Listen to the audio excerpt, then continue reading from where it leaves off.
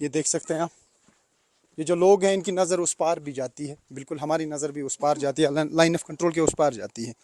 यहाँ पर पाकिस्तानी आर्मी के बंकर हैं और ये जो पोजीशंस हैं वो बंकर हैं पाकिस्तानी आर्मी के। यहाँ पे लोग हैं। पता है कि क्या अभी माहौल लग रहा है, जिस तरीके से अटैक हुआ पहलगाम में, भारत का कहना है कि पाकिस्तान पे हमला किया जा सकता है, पाकिस्तान को भी लग रहा है हमला किया जा सकता है। और आप यहाँ पे LOC पे रहते हैं जहाँ पे बिल्कुल आर पार की जंग से फायर आता है, सब हमारे ऊपर पड़ता है इधर। हाँ, क्या बता रहे हैं? हाँ, क्या बता रहे हैं?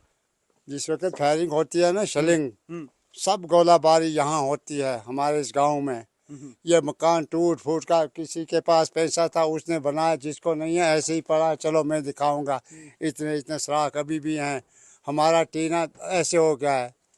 अच्छा, यहाँ पे शल गिरते हैं, यहाँ पे गोले गिरते हैं। जिस वक्त बारिश होती है ना, बर्तन उसके नीचे हम रखते हैं, फिर मतलब गोले गिरे हैं ऊपर से गिरते हैं। यहाँ पे सीज फायर वायलेशन होती है उस पार से होता है, यहाँ गोले गिरते हैं बहुत। तो पाकिस्तानी आर्मी का बंकर कहाँ पर है? ये पाकिस्तान का वो नाला है ना, वो चुंडा, हाँ, हाँ। इसके पार वो मकान सफेद वाले, और वो ऊपर की वो टेकरी जो है ऊपर। आपको ऐसा लगता है कि डर है, खौफ है बस्ती में, और शाम का टाइम आपको लगता है कि कभी भी फायरिंग हो सकती है? कभी भी, रात को ऐसे बस जागना पड़ता है, कब होएगी, क्या करेंगे, क्या। बस काफी टाइम से तनाव नहीं था यहाँ पे, अमन था। अमन था, ये 2-3 साल हो गए ना, अमन था।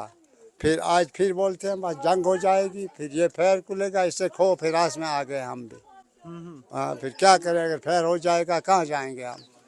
यहाँ पे आज तक काफी लोगों की मौत हुई है, काफी घर तबाह हो गए हैं। और जैसा मैं फिर से दिखाने की कोशिश करूँगी, ये लाइन ऑफ कंट्रोल के उस पार का एरिया है, और वो जो मैं उंगली से एरिया दिखा रहा हूँ वो पूरा, उसमें काफी पाकिस्तानी आर्मी के बंकर हैं। ये वाला जो साइड है ये एक तिलावारी है और ऊपर चुरंडा है, ये पूरा। तो एक बीच में से एक लाइन है, यही लाइन ऑफ कंट्रोल है, और ये लाइन ऑफ कंट्रोल का आखिरी एरिया है इस साइड से। यहाँ पर चाहे वो हतलंगा हो या उससे मुल्हिका जितने भी गाँव हैं, ये मिला के ये सारे आखिरी गांव हैं उड़ी सेक्टर में लाइन ऑफ कंट्रोल के। तो यहाँ पे ज्यादा तनाव रहता है। हमारे साथ लगातार हैं कादिर साहब, जिन्होंने 65 की भी जंग देखी है, 71 की जंग देखी है। ये हमें दिखा रहे हैं कहाँ कहाँ पे गोले लगे, देखिए गोलियां लगी हैं। तो क्योंकि जब यहाँ पे सीज फायर वायलेशन होती है तो यहाँ पे गोलियां लगती हैं और गोले भी ऊपर से गिरते हैं। तो हाँ, तो क्योंकि आप बीच में हैं, यानी बीच में हैं, बीच में ये एरिया है, यहाँ हम उधर नहीं हाल सकते ना इधर हाल सकते हैं। हम मुश्किल से यहाँ गुजारा करते हैं और यहाँ रहते हैं। तो आजकल तनाव है क्या? जब से पहलगाम अटैक हुआ, क्या लग रहा है जंग का माहौल हो गया है जंग का, लोग जद में आ गए हैं, डर गए हैं लोग।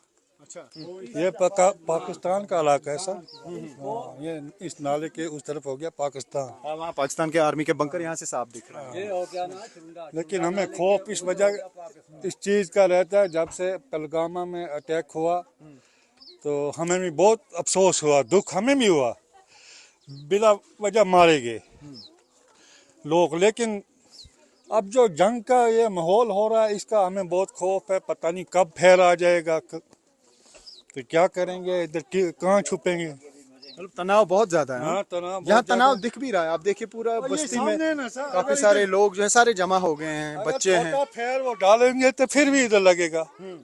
बड़े को तो आना ही है, उसने तो गिरना ही है। छोटा भी लगता है, बड़ा भी लगता है। मोटार शेलिंग जब हाँ, मोटार शेलिंग जब मोटार गिरते हैं, जब वहाँ से हाँ गोली भी गिरती है, माटर भी यहाँ गिरते हैं।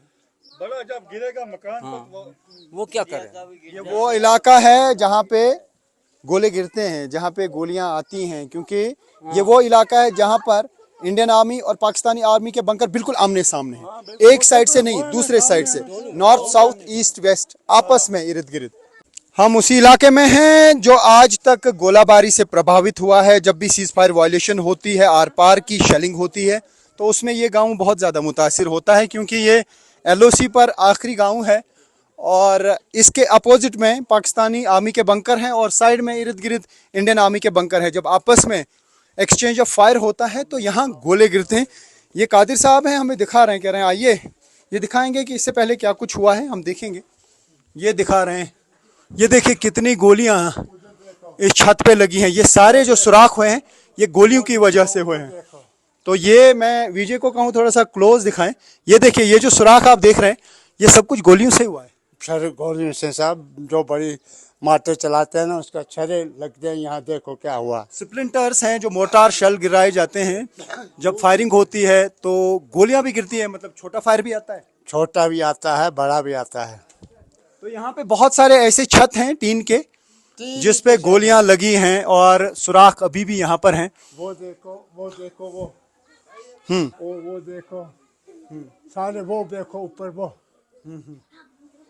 तो यहाँ पे तो हर तरफ से दिख रहा है कि यहाँ पे सुराख हुए हैं। अब तो पानी टपक रहा होगा इस छत जैसे से। बारिश लगती है ना, इसके नीचे हम बर्तन रखते हैं, फिर दिन गुजारते हैं और रात। नहीं तो खौफ बहुत रहता है, क्या होगा क्या नहीं होगा। मतलब जो पाकिस्तानी आर्मी की तरफ से फायरिंग की जाती है वो इस छत पे लग जाती है और अब पानी टपकता है नीचे। पानी नीचे टपकता है, फिर उसके नीचे हम बर्तन रखते हैं, फिर उसके नीचे रात गुजारते हैं। ये वो फायर है जो पाकिस्तानी बंकर से आते हैं, हाँ, पाकिस्तान बंकर से, और जो गोले गिरते हैं उसके छर्रे हैं ये। छरे हैं उन्हीं से ये। वो देखो उधर सराख, वो देखो उधर, वो देखो वो देखो दिखाई। तो पूरा हर साइड से सुराख हुए हैं। तो ये जो हालात हैं ये बयां कर रहे हैं कि क्या हालात रहते हैं एलओसी के एरियाज में जब फायरिंग होती है, आर पार की शेलिंग होती है। तो ऐसा ही खौफ का माहौल फिर से पैदा हुआ है। लोगों को लग रहा है कि आर पार की जंग होगी तो इनका क्या हाल होगा।